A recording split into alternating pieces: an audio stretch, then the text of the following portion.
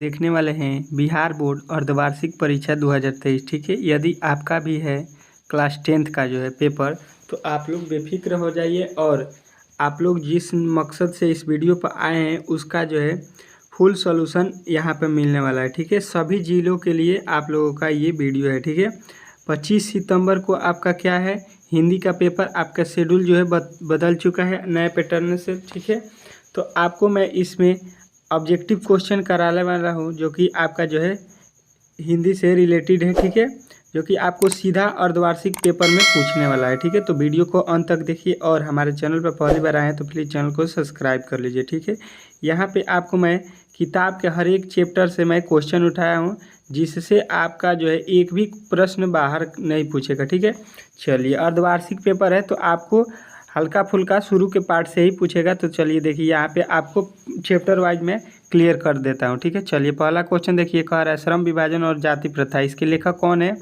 तो सबको मालूम है इसके लेखक कौन है, तो भीमराव अंबेडकर। ठीक है, भीमराव अंबेडकर आप लोग याद रखिएगा पहले इसका लेखक का नाम। ठीक है, श्रम विभाजन और जाति प्रथा के लेखक पूछेगा तो बताइएगा कौन, तो भीमराव अंबेडकर। यहाँ पे पहला क्वेश्चन कह रहा है भारतीय संविधान का निर्माता किसे कहा जाता है? तो भारतीय संविधान के निर्माता भी हम लोग भीमराव अंबेडकर को कहते हैं। तो ऑप्शन नंबर सी जो है आप लोग लगा लीजिएगा। ठीक है, चलिए अगला क्वेश्चन देखते हैं, आपके सामने आ चुका है। कह रहा है डॉक्टर भीमराव अंबेडकर ने किस प्रथा को सर्वाधिक पहलू से खतरनाक माना? तो किसे माना? तो आप लोग को मालूम होना चाहिए कि जाति प्रथा को माना। ठीक है, जल्दी जल्दी यहाँ पे हम लोग क्वेश्चन करेंगे। ठीक है, क्योंकि क्वेश्चन हम लोगों के पास ज़्यादा है। ठीक है, भीमराव अंबेडकर का जन्म किस परिवार में हुआ था? ठीक है, तो भीमराव अंबेडकर का जन्म दलित परिवार में हुआ था। ये जो क्वेश्चन है आपको सीधा बोर्ड में पूछेगा। छमाही का तो आप हटाइए दीजिए, छमाही में तो ये पूछेगा ही पूछेगा। ये जो है आप लोग सीधा बोर्ड में देखेंगे। ठीक है, पेपर देने जाइएगा तो कितना ये इंपॉर्टेंट क्वेश्चन है आपके लिए। ठीक है, चौथा देखिए, भीमराव अंबेडकर के प्रेरणा स्रोत रहे कौन रहे? तो आप लोग बताइएगा कि बुद्ध, कबीर और ज्योतिबा फूले। ठीक है, ये सभी थे। ठीक है, ऑप्शन नंबर डी लगाइएगा। ठीक है, चलिए ये क्वेश्चन आपके लिए केवल एक बार देखना है, उसके बाद से आप लोग वहाँ पर सारे क्वेश्चनों का उत्तर एकदम बेफिक्र दे देंगे। ठीक है, अंबेडकर ने भारत की बेरोजगारी का प्रमुख एवं प्रत्यक्ष कारण किसे माना? तो ये किसे माना? तो जाति प्रथा को। ठीक है, चलिए अगला क्वेश्चन देखिए आपके सामने आ चुका है। कह रहा है अंबेडकर के अनुसार भाईचारे का वास्तविक रूप क्या है? ठीक है, तो ये क्या है? तो दूध पानी के मिश्रण की तरह। ठीक है, चलिए अगला क्वेश्चन देखिए आपके सामने आ चुका है। कह रहा है सातवां, बाबा साहेब भीमराव अंबेडकर का जन्म कब हुआ था? मोस्ट वीवीआई क्वेश्चन है ये, आप लोग याद रखिएगा कि 14 अप्रैल 1891 ईस्वी को। ठीक है, चलिए अगला क्वेश्चन देखिए आपके सामने यहाँ पे आ चुका है। कह रहा है आठवां, बाबा साहेब भीमराव अंबेडकर का जन्म किस राज्य में हुआ था? किस राज्य में हुआ था? तो मध्य प्रदेश। ठीक है, याद रखना है, केवल एक बार देख लीजिएगा तो आपका वहाँ पे क्लियर हो जाएगा। ठीक है, बाबा साहेब के अनुसार आदर्श समाज किसे माना गया? तो ये किसे माना गया? तो समता आधारित, बंधुत्व पर आधारित और स्वतंत्रता पर आधारित, ये सभी जो है कथन सत्य हैं। ठीक है, चलिए अगला क्वेश्चन देखिए आपके सामने आ चुका है। 10वां, श्रम विभाजन और जाति प्रथा के लेखक कौन थे? तो ये आपके लेखक कौन थे? तो भीमराव अंबेडकर हमने पहले बता दिया है वीडियो स्टार्ट से पहले। चलिए देखिए अगला, श्रम विभाजन एवं जाति प्रथा पद की कौन सी विधा है? तो ये कौन सी विधा है? तो निबंध है। ठीक है, ऑप्शन नंबर सी जो है आपका राइट हो जाएगा। चलिए अगला क्वेश्चन देखिए, श्रम विभाजन एवं जाति प्रथा शीर्षक निबंध का भाव क्या है? तो इसका भाव जो है जाति प्रथा की व्यवस्था है। ठीक है, अगला क्वेश्चन देखिए आपके सामने आ चुका है। यहाँ पे कह रहा है सभ्य समाज का आवश्यकता क्या है? तो ये क्या है? श्रम विभाजन। ठीक है, अगला क्वेश्चन देखिए, भाईचारे का दूसरा नाम क्या है? तो भाईचारे का दूसरा नाम क्या है? लोकतंत्र। ठीक है, अगला क्वेश्चन देखिए आपके सामने आ चुका है। कह रहा है भारत में जाति प्रथा का मुख्य कारण क्या है? तो जाति प्रथा के मुख्य कारण आपको याद होगा बेरोजगारी है। ठीक है, चलिए अगला क्वेश्चन देखिए आपके सामने आ चुका है। बुद्धा एंड हिज थम्मा के लेखक कौन है? तो ये आप लोग बता दीजिएगा। भीमराव अंबेडकर। देखिए हम लोगों ने 2-3 मिनट में पहला पार्ट कंप्लीट कर लिया, ठीक है। तो पहले पार्ट से पूछना आपका क्वेश्चन तय है अर्धवार्षिक में, ठीक है, क्योंकि अर्धवार्षिक का मतलब होता है आधा बुक जो है आपका कंप्लीट हो गया होगा पढ़ाई का, ठीक है। तो आधा बुक का जो है ये पहला पार्ट है, तो इसमें से आपको 2-4 क्वेश्चन जरूर देगा जो कि आपको कंप्लीट हो गया, अब आपका क्लियर हो गया, ठीक है। चलिए दूसरा पार्ट देखिए, आपके पास से आ चुका है, क्या है 20 के दांत, ठीक है। दूसरा पार्ट जो है आपका 20 के दांत, इसको भी हम लोग क्लियर करते हैं। पहला क्वेश्चन दिया है 20 के दांत कहानी के रचयिता कौन है, इसके लेखक कौन है, तो आप लोग बताइएगा नलिन बिलोचन शर्मा, ठीक है, याद रखना है आपको। चलिए अगला क्वेश्चन देखिए, 20 के दांत कैसी कहानी है, तो 20 के दांत कैसी कहानी है आप लोग याद रखिएगा, मनोवैज्ञानिक कहानी है, ऑप्शन नंबर डी जो है आपका राइट हो जाएगा। चलिए अगला क्वेश्चन देखिए, 20 के दांत समाज के किस वर्ग की मानसिकता उजागर करता है, तो किस वर्ग के, तो ये मध्य वर्ग के जो है मानसिक उजागर करता है, ठीक है। चलिए अगला क्वेश्चन देखिए, आपके सामने आ चुका है चौथा, 20 के दांत पाठ की विधा क्या है, तो ये विधा क्या है, कहानी है, ये 20 के दांत एक क्या है, ये कहानी है, ठीक है। चलिए अगला क्वेश्चन देखिए, आपके सामने आ चुका है, यहाँ पे क्या कह रहा है आपका अगला क्वेश्चन पाँचवा, कह रहा है 20 के दांत कहानी का प्रमुख पात्र कौन है, तो 20 की कहानी जब आप लोग पढ़िएगा तो उसमें एक खोखा है जिसके इर्द गिर्द कहानी घूमता है, तो आप लोग खोखा लगाइएगा, ठीक है। चलिए अगला क्वेश्चन देखिए, सेन साहब की 5 लड़कियां कैसी थी, ये आप लोग याद रखिएगा सुशील थी, ठीक है, सबको मालूम होगा, चलिए जो भी किताब पढ़ा होगा। चलिए अगला क्वेश्चन देखिए, आपके सामने आ चुका है, गिरधर का बेटा कौन था, तो गिरधर का बेटा जो था मदन था, ठीक है। अगला क्वेश्चन देखिए, आपके सामने आ चुका है, कह रहा है आठवां, गिरधर लाल सेन साहब की फैक्ट्री में क्या करता था, तो आप लोग बताइएगा किरानी था, ठीक है, आपका वो किरानी जो है दुकान उसमें वो रहता था, ठीक है। चलिए सेन साहब की नई मोटर गाड़ी किस रंग की थी, तो वो काले रंग की थी, ऑप्शन नंबर बी जो है आपको याद रखना है, ठीक है। अगला क्वेश्चन देखिए, आपके सामने 10वां, सेन साहब की नई मोटर कार कितने की थी, तो आप लोग बता दीजिएगा कि 12,500 की थी, ठीक है। आपको एक एक जो है क्वेश्चन क्लियर होते जा रहे हैं, ठीक है। चलिए देखिए अगला क्वेश्चन, सेन साहब अपने बेटे खोखा को क्या बनाना चाहते थे, तो वो बिजनेसमैन इंजीनियर बनाना चाहते थे, ऑप्शन नंबर सी जो है आप लोग राइट करिएगा, ठीक है। अगर वीडियो अच्छा लग रहा है तो अपने दोस्तों के पास ज़रूर शेयर कीजिए जो आपके दोस्त 10th का जो है पेपर देने वाले हैं, ठीक है। चलिए अगला क्वेश्चन देखिए, सेन साहब की नई मोटर गाड़ी की पिछली बत्ती का लाल शीशा किसने चकनाचूर किया था, तो आप लोग बता दीजिएगा, कासू जो है खोखा मदन से जो झगड़ा किया था वही था, ठीक है, उनका इकलौता बेटा वही तुरा था। सेन साहब की आंखों का तारा कौन था, तो ये खोखा था, कासू उसी का नाम है, ठीक है, ऑप्शन नंबर बी जो इकलौता बेटा था उनका। अगला देखिए, सेन साहब किस तरह के आदमी थे, तो ये तानाशाह आदमी थे, ठीक है, ऑप्शन नंबर बी जो है आपको याद रखना है, ठीक है। अगला क्वेश्चन देखिए, मदन किसका बेटा था, तो मदन किसका बेटा था, तो गिरधर लाल का, ठीक है।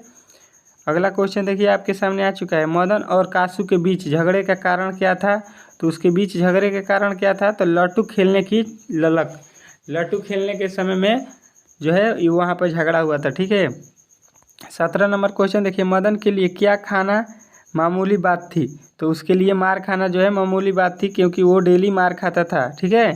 अगला क्वेश्चन देखिए, आपके सामने 18, खोखा किन मामलों में अपवाद था, तो खोखा घर के नियमों की धज्जियाँ उड़ाने में अपवाद था, ठीक है, ये आपको याद रखना है, ठीक है। अगला क्वेश्चन देखिए, खोखा के दो दांतें किसने तोड़ी थी, तो किसने तोड़ा था, तो मदन ने तोड़ा था जब झगड़ा हुआ था लट्टू के लिए, तो ठीक है। चलिए अगला क्वेश्चन देखिए, आपके सामने, मैं तो खोखा को इंजीनियर बनाने जा रहा हूँ, यह कथन किसने कहा था, तो सबको मालूम है कि ये सेन साहब जो है अपने खोखा को इंजीनियर बनाना चाहते थे, तो ऑप्शन नंबर ए जो है आपका राइट हो जाएगा, ठीक है। अगला क्वेश्चन देखिए, सीमा, रजनी, आलो, शेफाली, आरती पांचों किसकी बहनें थीं, तो ये खोखा की बहनें थीं, उसी के 5 बहनें थीं, ठीक है। चलिए अगला क्वेश्चन देखिए, नलिन बिलोचन शर्मा का जन्म कब हुआ था, तो आप लोग बता दीजिएगा 18 फरवरी 1916 ईस्वी को, ठीक है।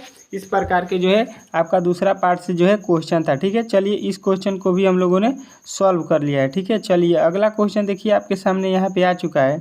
चलिए देखिए यहाँ पे जो है आपके जो 2 क्वेश्चन जो है यहाँ पे भी है, कह रहा है सामाजिक विकास क्रम में समानता सभ्यता की अपेक्षा किस सभ्यता को अधिक प्रगतिशील कहा जा सकता है, तो ये नैसर्गिक सभ्यता को कहा जाता है। ठीक है, चलिए अगला क्वेश्चन देखिए आपके सामने आ चुका है। मनुष्य और परिस्थिति का संबंध क्या है? तो ये मित्रवत हैं, एक दूसरे के मित्रवत हैं। ठीक है, चलिए अब अगला क्वेश्चन आपके सामने जो है, अगला पार्ट जो है आपका तीसरा पार्ट है, भारत से हम क्या सीखे। इसमें के जितने भी मोस्ट इम्पोर्टेंट क्वेश्चन है मैं इसको कराने वाला हूँ। ठीक है, तो इससे भी आपको क्वेश्चन जितने भी पूछेगा वो आपका इस वीडियो में क्लियर हो जाएगा। ठीक है, चलिए देखते हैं इसमें के जो है जितने भी ऑब्जेक्टिव क्वेश्चन है। देखिए पहला क्वेश्चन कह रहा है भारत से हम क्या सीखे। पाठ गद्य की कौन सी विधा है? तो ये कौन सी विधा है? तो ये एक भाषण है। ठीक है, अगला क्वेश्चन देखिए आपके सामने आ चुका है दूसरा।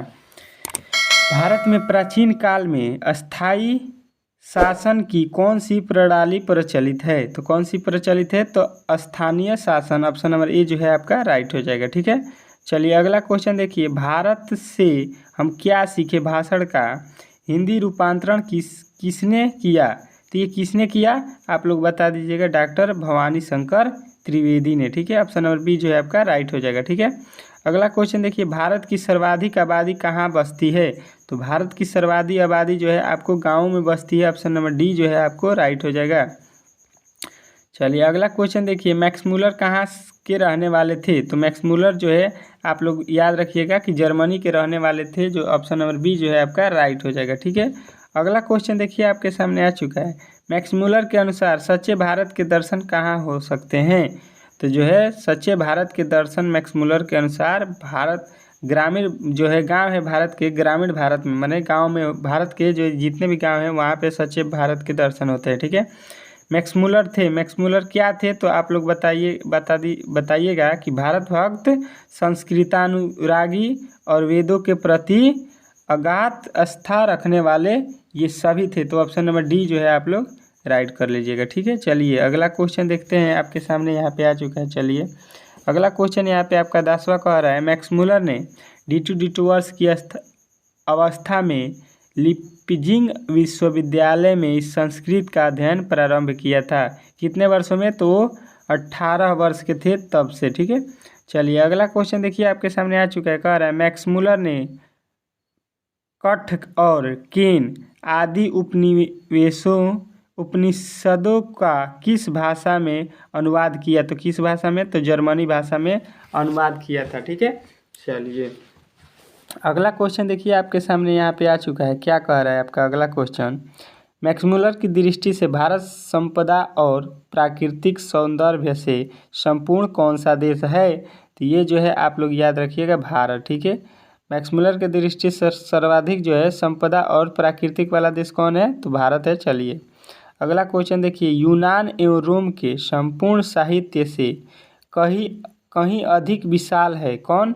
तो आप लोग बता दीजिएगा। संस्कृत भाषा और साहित्य। ठीक है, चलिए अगला क्वेश्चन देखिए आपके सामने आ चुका है।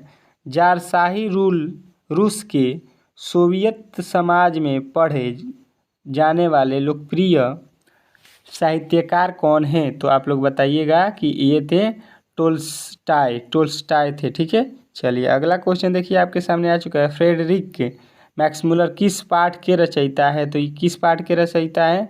तो आप लोग बता दीजिएगा कि भारत से हम क्या सीखे को कौन लिखा है? मैक्स मूलर ने। ठीक है, चलिए अगला क्वेश्चन देखिए आपके सामने आ चुका है। शेर की खाल में गधा, यह कहावत यूनान के प्रसिद्ध दार्शनिक प्लेटो के किस पुस्तक में मिलती है? तो ये किस पुस्तक में मिलती है?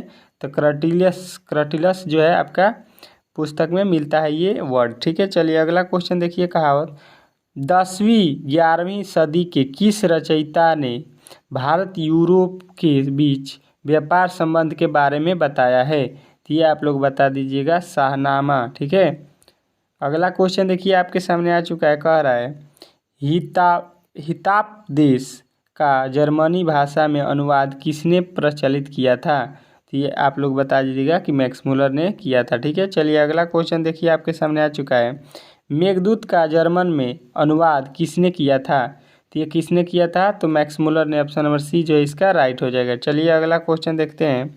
सर्वाधिक संपदा और प्राकृतिक सौंदर्य से परिपूर्ण कौन सा देश है? यदि आप मुझे इस भूमंडल का अवलोकन करने के लिए कह दें तो बताऊं कि वह देश भारत गद्यांश इस पाठ का है, किस पाठ का है? तो आप लोग बता दीजिएगा। ये गद्यांश जो है, पंक्तियाँ जो है भारत संघ के आशित है, इसी में लिखा गया है। ठीक है, चलिए अगला क्वेश्चन देखिए आपके सामने आ चुका है। कह रहा है सर विलियम जोन्स समुद्री यात्रा करते हुए भारत कब पहुँचे थे? तो आप लोगों को बताना है 1700 जो है 83 में पहुँचे थे। अगला क्वेश्चन देखिए आपके सामने यहाँ पे आ चुका है। कह रहा है मैक्स मुलर का जन्म कब हुआ था? तो मैक्स मुलर का जन्म 1823 ईस्वी में हुआ था। ठीक है, चलिए अगला क्वेश्चन देखिए। किस गवर्नर जनरल के समय 172 दारिस्तामक सोने से भरा घड़ा मिला था? तो आप लोगों को बताना है ये जो थे डॉल्टन वोलिंग के समय। ठीक है, चलिए अगला क्वेश्चन देखिए किससे पूछा गया है। अगला पार्ट जो है आपके नाखून क्यों बढ़ते हैं, इससे जितने भी प्रश्न होंगे इस वीडियो में आपको क्लियर हो जाएगा। ठीक है, तो आप लोग वीडियो को अंत तक देखिए, क्योंकि इसमें जो है आप लोगों को जितने भी बुक से प्रश्न पूछे जाएंगे ऑब्जेक्टिव के, वो आपके सीधा सीधी इसी से पूछे जाएंगे, इससे एक भी बाहर नहीं पूछे जाएगा। ठीक है, नाखून क्यों बढ़ते हैं पाठ में बुढ़े ने सबसे बड़ी चीज़ किसे माना? तो ये किसे माना? प्रेम को। ठीक है, ऑप्शन नंबर ए जो है आपका राइट हो जाएगा। ठीक है, चलिए अगला क्वेश्चन। नाखून प्रतीक है, किसका प्रतीक है? तो ये बताइएगा पार्श्वी वृत्ति का। ठीक है, अगला क्वेश्चन देखिए आपके सामने यहाँ पे आ चुका है। क्या कह रहा है आपका अगला क्वेश्चन? तीसरा क्वेश्चन कह रहा है नाखून क्यों बढ़ते हैं, गद्य की कौन सी विधा है? तो नाखून जो है बढ़ता है वो ललित निबंध है। ठीक है, ऑप्शन नंबर सी जो है आपका राइट हो जाएगा। चलिए अगला क्वेश्चन। नाखून क्यों बढ़ते हैं, यह प्रश्न लेखक से किसने पूछा? तो ये पूछा था उसकी छोटी बेटी ने। ठीक है, ऑप्शन नंबर सी जो है राइट हो जाएगा। चलिए लेखक के अनुसार नाखून की विविध आकृतियाँ कौन सी है? तो ये कौन सी है? तो आप लोग बताइएगा। त्रिकोण, वर्तुलाकार, चंद्राकार, ये सभी आपके ऑप्शन नंबर डी जो है राइट हो जाएंगे। ठीक है, चलिए अगला क्वेश्चन देखिए आपके सामने आ चुका है। छठा, हजारी प्रसाद द्विवेदी का जन्म कहाँ हुआ था? तो ये हुआ था दुबे छपरा बलिया में। ठीक है, चलिए अगला क्वेश्चन देखिए आपके सामने आ चुका है। हजारी प्रसाद द्विवेदी किस निबंध के रचयिता हैं? तो ये आप लोग बताइएगा कि नाखून क्यों बढ़ते हैं, उसी के रचयिता है। ठीक है, चलिए अगला क्वेश्चन देखिए। हजारी प्रसाद द्विवेदी का जन्म कब हुआ था? ये बताइएगा 1907, ऑप्शन नंबर ए जो है आपका राइट हो जाएगा। चलिए अगला क्वेश्चन देखिए। हजारी प्रसाद द्विवेदी द्वारा रचित पाठ है, तो कौन पाठ है? तो आप लोग बता दीजिएगा। नाखून क्यों बढ़ते हैं, इसी के लिखे हैं। ठीक है, चलिए अगला क्वेश्चन देखिए आपके सामने आ चुका है। कह रहा है हजारी प्रसाद द्विवेदी किस विश्वविद्यालय में प्रोफेसर एवं प्रशासनिक पद पर रहे? ठीक है, तो आपको बताना है इसका राइट आंसर चंडीगढ़ विश्वविद्यालय। ठीक है, सभी सत्य है, यानी कि आपको याद रखना है काशी हिंदू विश्वविद्यालय, शांति निकेतन विश्वविद्यालय और चंडीगढ़ विश्वविद्यालय, ये सभी में थे। ठीक है, ऑप्शन नंबर डी जो है आपका राइट हो जाएगा। चलिए अगला क्वेश्चन कह रहा है हजारी प्रसाद द्विवेदी का कौन सा निबंध नई पीढ़ी में सौंदर्यबोध, इतिहास चेतना और सांस्कृतिक आत्मगौरव का भाव जगाता है? तो आप लोग बता दीजिएगा नाखून क्यों बढ़ता है। ठीक है, चलिए अगला क्वेश्चन देखिए आपके सामने यहाँ पे आ चुका है। कह रहा है पुरानी सलाओनिक भाषा में चूहे को कहते हैं, क्या कहते हैं? तो माइस जो है हम लोग कहते हैं। चलिए अगला क्वेश्चन देखिए। पुराने को मोह सब समय वांछनीय ही नहीं होता, किस लेखक की पंक्ति है? तो आप लोग बता दीजिएगा कि ये हजारी प्रसाद द्विवेदी का है। ठीक है, चलिए अगला क्वेश्चन देखिए आपके सामने आ चुका है। कह रहा है किसने कहा था कि सब पुराने अच्छे नहीं होते, सब नए खराब नहीं होते? तो ये हजारी प्रसाद द्विवेदी ने कहा था। ठीक है, चलिए अगला क्वेश्चन देखिए आपके सामने आ चुका है। कह रहा है किसकी रचना में एक साथ कबीर, तुलसी और रविंद्रनाथ एकाकार हो उठे? तो आप लोग बताइएगा Hazari Prasad Dwivedi, option number C जो है आपका राइट हो जाएगा। चलिए अगला क्वेश्चन देखिए आपके सामने आ चुका है। द्विवेदी जी को किस रचना के लिए साहित्य अकादमी पुरस्कार मिला? तो ये आप लोग बता दीजिएगा आलोक पर्व के लिए मिला था। ठीक है, चलिए अगला क्वेश्चन देखिए। भारतीय संस्कृति की क्या विशेषता है? तो ये विशेषता क्या है? बंधन युक्त है। ठीक है, चलिए अगला क्वेश्चन देखिए। कह रहा है मनुष्य का स्वधर्म क्या है? तो मनुष्य का स्वधर्म क्या है? आप लोग बताइएगा। स्वयं पर संयम, एवं दूसरे के मनोभावनाओं का समादर। ठीक है, चलिए अगला क्वेश्चन देखिए आपके सामने आ चुका है। अल्पज्ञ पिता कैसा जीव होता है? तो ये दयनीय जीव होता है। ठीक है, चलिए अगला क्वेश्चन देखिए आपके सामने आ चुका है। दधीचित की हड्डियां से क्या बना था? तो ये इंद्र का व्रज बना था। ठीक है, अगला क्वेश्चन देखिए आपके सामने आ चुका है। कुटज किसकी रचना है? तो कुटज जो है हजारी प्रसाद द्विवेदी की रचना है। ठीक है, चलिए अगला क्वेश्चन देखिए आपके सामने आ चुका है। दूसरे के इशारों पर ठगने वाले लोगों को क्या कहते हैं? तो ये कहते हैं आप लोग मूठ। ठीक है, चलिए अगला क्वेश्चन देखिए आपके सामने आ चुका है। कह रहे हजारी प्रसाद द्विवेदी ने किसे निर्लज अपराधी कहा है? तो आप लोग बताइएगा नाखून को। ठीक है, क्योंकि वो बार बार बढ़ जाता है, हम लोग बार बार काटते हैं। हम बार बार नाखून क्यों काटते हैं? तो ये आपको राइट आंसर बताना है, बर्बरता समापन हेतु। ठीक है, चलिए अगला क्वेश्चन देखिए आपके सामने आ चुका है। कह रहा है नाखूनों का बढ़ना किसका परिणाम है? तो नाखूनों को बढ़ना मनुष्य की अंध सहजात वृत्ति का है। ठीक है, चलिए अगला क्वेश्चन देखिए आपके सामने आ चुका है। लोक पर्व शीर्षक निबंध संग्रहालय किसकी रचना है? तो आप लोग बताइएगा हजारी प्रसाद द्विवेदी की रचना है। ठीक है, चलिए अगला क्वेश्चन देखिए आपके सामने। सहजात वृत्ति किनका नाम है? तो आप लोग बताइएगा ये अनजानीय समृद्धियों की है। ठीक है, ऑप्शन नंबर सी। ठीक है, चलिए अब आपका अगला पाठ जो है आ चुका है। अगला पाठ क्या है? आपका अगला पाठ कह रहा है नागरिक लिपि। ठीक है, इससे बहुत सारे क्वेश्चन जो है आपको बोर्ड में पूछता है। ठीक है, और तो यहाँ पे भी आपको पूछेगा। ठीक है, नागरिक लिपि पाठ के लेखक कौन है? ये आपसे मोस्ट इम्पोर्टेंट क्वेश्चन है, आप लोग याद रखिएगा। गुणाकर मूले जो है नागरिक लिपि के लेखक हैं। ठीक है, चलिए अगला क्वेश्चन देखिए आपके सामने यहाँ पे आ चुका है। क्या कह रहा है आपका अगला क्वेश्चन? कह रहा है नागरिक लिपि पाठ साहित्य कौन सी विधा है? तो ये कौन सी विधा है? तो एक निबंध है। ठीक है, आपको याद रखना है। चलिए अगला क्वेश्चन देखिए आपके सामने आ चुका है। कह रहा है नागरिक लिपि के आरंभिक लेख कहाँ से मिलते हैं? तो ये कहाँ से मिलते हैं? दक्षिणी भारत से मिलते हैं। ठीक है, चलिए अगला क्वेश्चन देखिए आपके सामने आ चुका है। नागरिक लिपि के टाइप कब बने?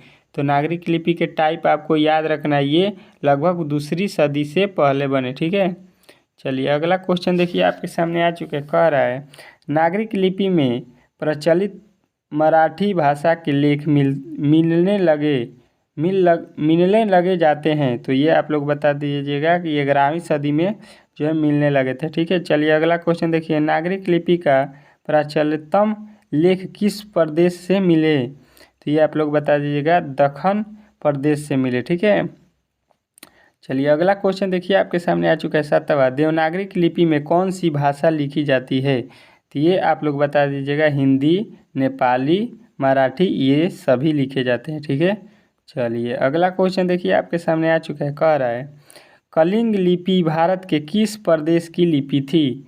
तो ये आप लोग बताइएगा कि उड़ीसा की लिपि थी। ठीक है, चलिए अगला क्वेश्चन देखिए आपके सामने आ चुका है। कह रहा है हिंदी तथा उसकी विविध बोलियाँ किस लिपि से लिखी जाती है? तो आपको बताना है देवनागरी लिपि से लिखी जाती है। ठीक है, चलिए अगला क्वेश्चन देखिए आपके सामने आ चुका है। गुणाकर मूल्य का जन्म कब हुआ था? तो गुणाकर मूल्य का जन्म आपको याद रख रहे हैं 1935 में हुआ था। ठीक है, चलिए अगला क्वेश्चन देखिए। गुणाकर मूल्य किस निबंध के रचयिता हैं? तो ये बताइएगा नागरिक लिपि के। ठीक है, चलिए अगला क्वेश्चन देखिए आपके सामने आ चुका है। कह रहा है निबंध के लेखक कौन है? निबंध के लेखक कौन है? तो आप लोग बताइएगा गुणाकर मूल्य। ऑप्शन नंबर ए जो है आपका राइट हो जाएगा। चलिए अगला क्वेश्चन देखिए। कह रहा है दक्षिण भारत में द्रविड़ भाषा परिवार की कौन सा भाषा सबसे अधिक प्रचलित है? तो ये है तमिल। ठीक है, दक्षिण भारत में। ठीक है, अगला क्वेश्चन देखिए आपके सामने आ चुका है।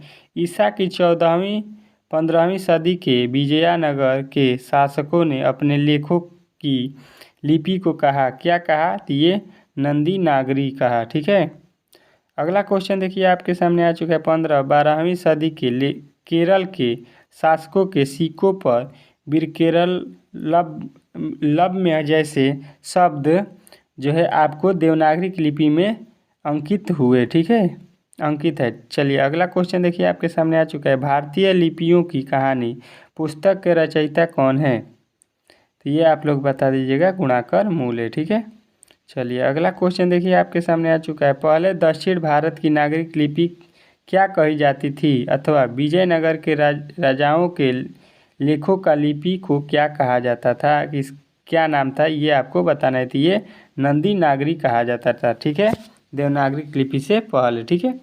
चलिए अगला क्वेश्चन देखिए आपके सामने आ चुका है। कह रहे गणित सा संग्रह की रचना किसने की, ये आप लोग बता दीजिएगा किसने किया था। तो महावीर चार्य, ठीक है। अगला क्वेश्चन देखिए आपके सामने आ चुका है। परमार शासक भोज कहाँ के रहने वाले थे, तो ये आप लोग बता दीजिएगा धारा नगरी के, ठीक है।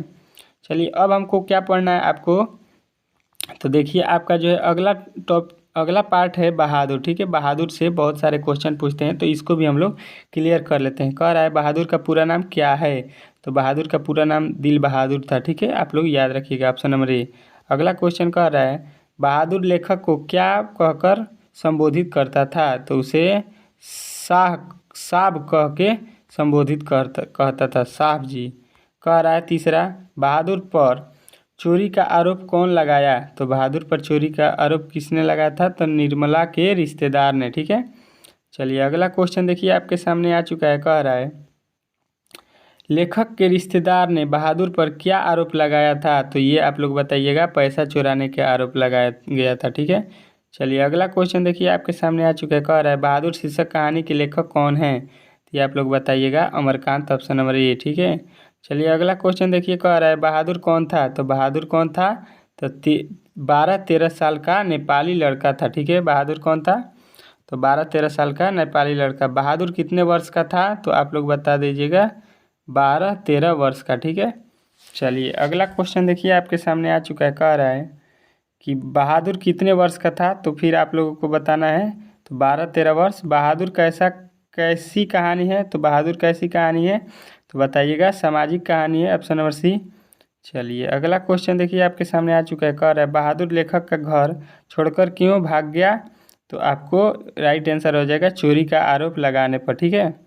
चलिए अगला क्वेश्चन देखिए आपके सामने आ चुका है। क्या कह रहा है आपका बहादुर अपने घर से क्यों भाग गया था, तो वो माँ की मार के कारण भागा था, ठीक है, बहादुर अपने घर से, ठीक है।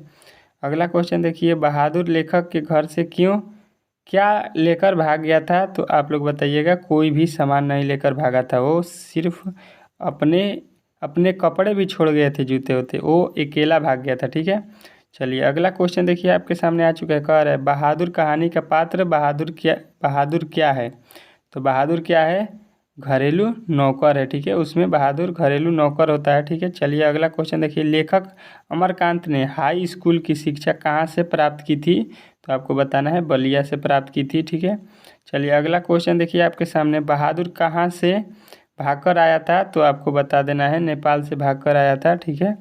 चलिए अगला क्वेश्चन देखिए आपके सामने कह रहा है मित्र मिलकर मिलन शीर्षक कहानी संग्रहालय किसकी रचना है, तो आपको बता देना है अमरकांत की है, ऑप्शन नंबर डी जो है आपका राइट हो जाएगा, ठीक है। चलिए लेखक की पत्नी के रिश्तेदार किस दिन आए थे, तो आपको याद रखना है रविवार को आए थे, ऑप्शन नंबर ए जो है आपका राइट हो जाएगा। चलिए 17 नंबर क्वेश्चन देखिए लेखक रामविलास शर्मा कब से कब तक भारतीय प्रगतिशील लेखक संघ के महान मंत्री रहे, तो आपको बता देना है 1949 से 1953 तक, ठीक है।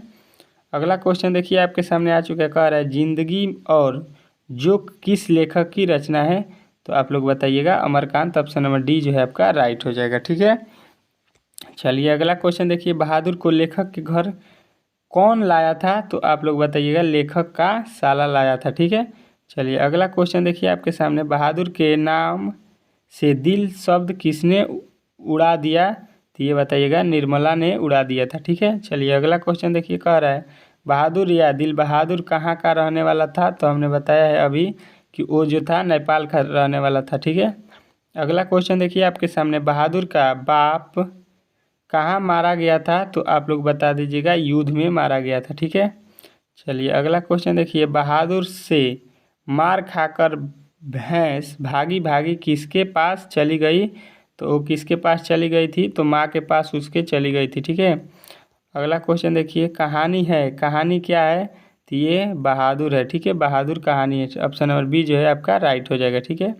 चलिए अगला क्वेश्चन देखिए, अमरकांत का जन्म कहाँ हुआ था? तो कब हुआ था? तो आप लोग बता दीजिएगा कि 1925 ईस्वी में अमरकांत का जन्म हुआ था, ठीक है। चलिए अगला क्वेश्चन देखिए, कह रहा है अखिल भारतीय कहानी प्रतियोगिता में अमरकांत कौन सी कहानी पुरस्कार हुई थी? कौन सी कहानी पुरस्कार हुई थी? तो आप लोग बताइएगा, डिप्टी कलेक्टरी, ठीक है। चलिए अगला क्वेश्चन देखिए आपके सामने आ चुका है, कह रहा है हिंदी के सख्त कथाकार अमरकांत का जन्म कहाँ हुआ था? तो ये हुआ था नागरा बलिया, उत्तर प्रदेश में, ठीक है। अगला क्वेश्चन देखिए, वानर सेना नामक बाल उपन्यास के लेखक कौन है? तो आप लोग बता दीजिएगा, अमरकांत है, ऑप्शन नंबर डी, ठीक है। चलिए यहाँ पे जो है हम लोगों ने इतने सारे ऑब्जेक्टिव क्वेश्चन देख लिया है। तो आप लोगों को ये वीडियो कैसा लगा हमें कमेंट बॉक्स में अपना राय ज़रूर दें, ठीक है। अब इसके बाद से हम लोग सब्जेक्टिव प्रश्न जो है आपके लिए मैं 30 ठो लेकर आऊँगा, ठीक है, जिसमें से आपके टोटल जो है सब्जेक्टिव क्वेश्चन क्लियर हो जाएगा, ठीक है। उसमें व्याकरण के भी प्रश्न होंगे कि लेटर कैसे लिखते हैं, निबंध कैसे लिखते हैं, वो सारा क्लियर हो जाएगा आपका, ठीक है। और उसके बाद से एक आपका ऑब्जेक्टिव का जो है क्वेश्चन आएगा व्याकरण से रिलेटेड, संधि समास उपसर्ग कारक जो है उस पर, ठीक है। तो आप लोग इस चैनल को सब्सक्राइब कर लीजिए, क्योंकि जब भी मैं वीडियो अपलोड करूं तो सबसे पहले आपके पास नोटिफिकेशन जाए। और ये वीडियो अपने दोस्तों के पास भी शेयर कीजिए, ताकि उनको भी ये वीडियो का लाभ मिल सके। चलिए मिलते हैं अगले वीडियो में, तब तक के लिए जय हिंद।